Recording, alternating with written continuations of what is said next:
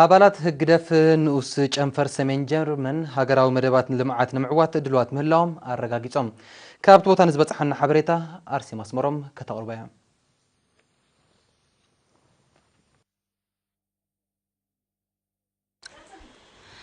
አባላት ህግደፍ ንኡስ ጨንፈር ሰሜን ጀርመን መሳርዑ ማደሊሎም ሀገራዊ መደባት ልምዓት ንምዕዋት ከም ወትሩ ድልዋት ምህላዎም ዓመታዊ ንጥፈታቶም ንምግምጋም ኣብ ዘካየድዎ ኣኼባ አረጋጊጾም ካብ ኤምባሲ ሃገር ኤርትራ ኣብ ጀርመን ኣቶ ዮሃንስ ወልዱን ተሳተፍቲ ኣብ ዘስምዑ ቃል እቶም ዜጋታት ጸጋታት ሃገሮም ኣብ ረብሖምን ረብሓ ሃገሮምን ንምውዓል ኣብ ሃገሮም ንዝተፈጥረ ንዜጋታት ቀዳምነት ዝህብ ዕድላት ወፍሪ ብተገዳስነት ክጥቀምሉ ኣዘኻኺሮም ካብ ቤት ጽሕፈት ህዝባውን ኮማውን ጉዳያት ኣቶ ካሕሳይ ተወልደን ኣቶ ፍጹም ሳህለን ብግድዮም አባላት ህግደፍ ንኡስ ጨንፈር ሰሜን ጀርመን ኣብ